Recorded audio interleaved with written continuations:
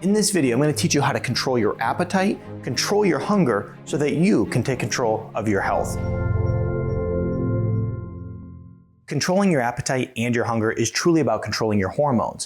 One of the things that many people struggle with is actually this particular topic right here. If you're trying to lose weight or you're trying to reverse a health condition, it's critical to master this topic. So I'm going to teach you everything you need to know in order to do so. So stick around to the end as I have a couple bonus tips that's going to help further your success in this area. But before we get started, I'm Dr. Zyrowski and welcome to the channel. If you're new to the channel, it's a pleasure to have you here. Be sure to subscribe, hit that notification bell, and join our notification community so I can help you excel your health and your life. Now, one of the things that patients struggle with the most is this particular topic right here. And I talk about, when I say struggle with the most, I mean the biggest struggle. I mean, this is something that basically leads into an eating disorder if you can't control hunger and appetite. And I'm going to teach you some of the reasons that this is happening. First of all is going to be protein, okay? So one of the things that happens when people try to reverse a health condition or they try to lose weight, they go into a quote unquote healthy diet, okay? Now, somebody who's following a healthy diet, it's not healthy if you're not doing it right. So one of the diets that is very good for so many reasons is the ketogenic diet. One of the problems that many people face on it is they cut their protein too little, their hair starts falling out, they have hunger problems, and as a result, they start going in the opposite direction. They start becoming more unhealthy. So let's talk about protein. Now, in the research, what has been found is that when you go and eat too little protein, it's going to increase a hunger hormone called ghrelin. It's also going to suppress peptide YY and CLP1, okay? And so when this happens, this basically sets you up for an appetite control problem and a hunger problem. And so what we can do in order to counteract that is eat enough protein, eat a sufficient amount of protein every single day. Now, what the research shows, of course, is that if we eat a sufficient amount of protein, we're going to decrease ghrelin and we're going to increase the peptide YY and CLP1, okay? What the research shows is about 20 to 30 grams of protein per meal is a pretty good place in order to actually make sure that you're getting sufficient amount of proteins. Now, if you're working out and there's some other details in there, you're going to need to calculate that into your macros. But we have to make sure that we're getting enough protein. Another thing I like to do is include essential amino acids, okay? So I like some EAAs, and this helps as well. A lot of people who are trying to cut back on calories, this is helpful because first of all, this is a good protein, but not only that, it's going to suppress your hunger, and it's only about 5 calories per scoop depending on the brand you use. I'll put a link in the description to the one that I use myself and with my patients. And I also want to put in here too, 20 to 30 grams according to the research on how much protein you should have per meal if you're having a hunger and appetite issue. Now let's talk about healthy fats. Now, healthy fats is critically important. When you look at the research, it shows time and time again, those who eat a breakfast with a lot of healthy fats, those who eat meals with lots of good healthy fats, they tend to eat between like 200 and 300 calories less per day across the board, which is really incredible. And so healthy fats are important. MCTs are proven to support this process. Eggs are great. Now, eggs also have choline in them. Choline has been shown to support weight loss and the reduction of calories throughout the day, suppressing that hunger. You can, of course, get the choline through eggs. You can also supplement with choline. There's a lot of reasons that many people should supplement with choline, you know, whether genetic factors. I mean, that's a whole other topic. We won't get into that right now, but eggs are great. Olive oil is a great fat or fatty fish. You know, you can use the acronym SMASH fish, salmon, mackerel, anchovies.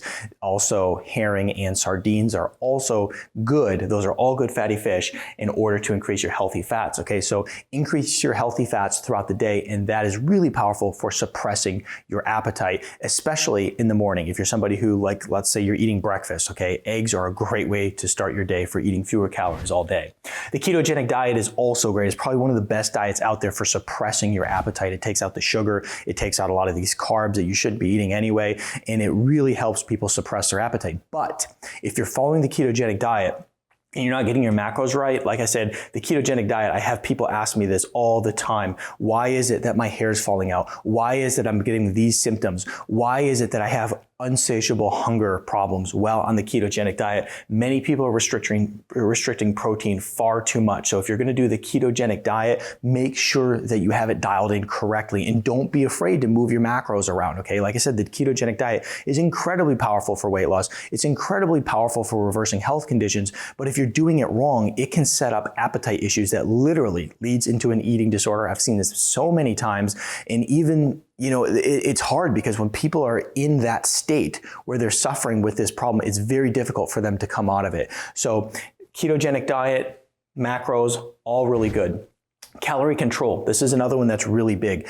Now, a lot of people try to lose weight, and this can even play into the ketogenic diet where I see a lot of people go wrong. They think, well, I'm going to follow the ketogenic diet and I'm going to, restrict calories down a lot. And what happens if you're under eating, you start having ravenous hunger. Okay. That's because you're cutting calories too much. You don't want to go into a, 1,500 calorie deficit. That's not healthy. You want to take a smaller chunk off, 500 calories, 700 calories.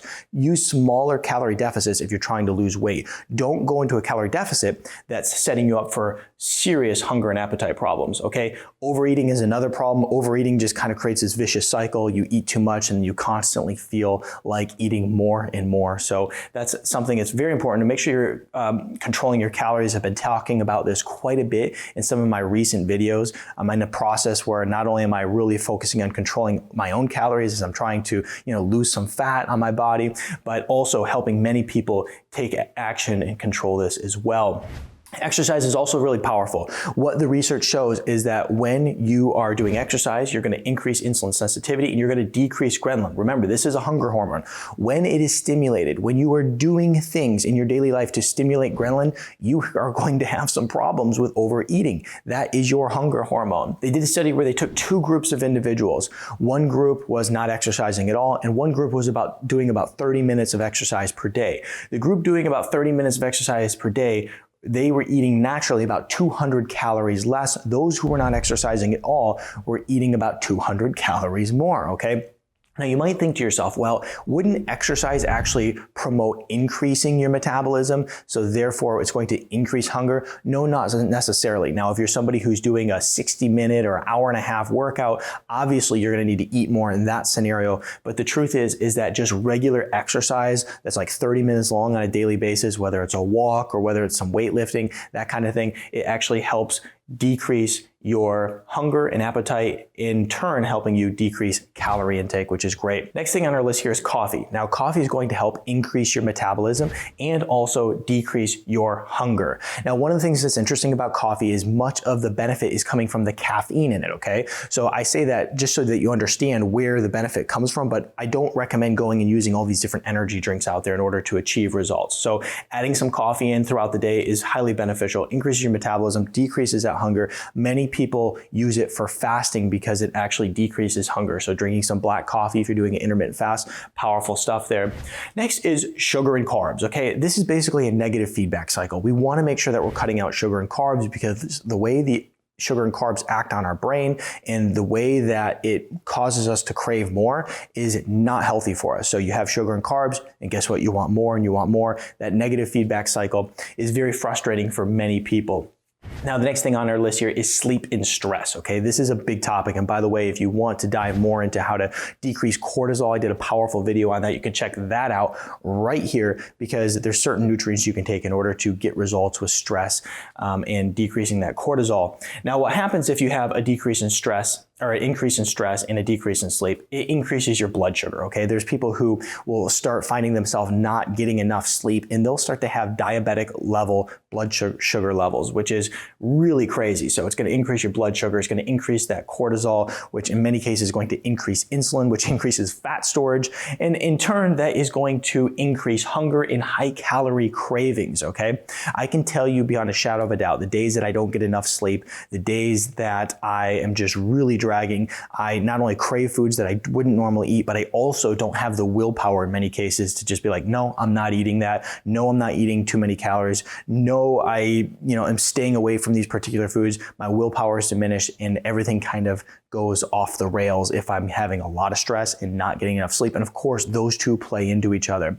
Now, the other thing that I want to mention, some bonus tips here, is that doing intermittent fasting can really help create balance across these hunger hormones, okay? So whether it's intermittent fasting or even like a 2 to 3 day water fast can be really powerful for just like hitting that reset switch. You hit that reset switch and it just balances out the hormones.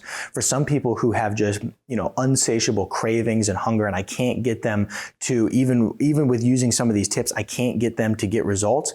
Some of my patients, what I do is I'll like a 2 or 3 day water fast, and that can be that magic thing that really just helps them move forward with success. Now, the other thing you can do too is use apple cider vinegar. Apple cider vinegar has been shown to help decrease hunger as well. It's another thing that we utilize when doing fasting. So like coffee is one, apple cider vinegar is another, and it is going to be 0 calorie. It's going to help drive down blood sugar, help with the cravings and decrease hunger and appetite. So all things that work very well in order to help you take control of your diet. Remember, if you're somebody who's trying to reverse a health condition, but yet you're still craving all the sugars and you're cravings all the foods you shouldn't be eating and your appetite's out of control and you're eating too much, you're not going to reverse that health condition. And the same goes for weight loss. I mean, when we look at all the people out there struggling to lose weight, it really comes down to this, because if you can control this, it changes psychologically how you interact with food, how you perceive and your perception of food is in general, okay? So we wanna make sure we take control of this,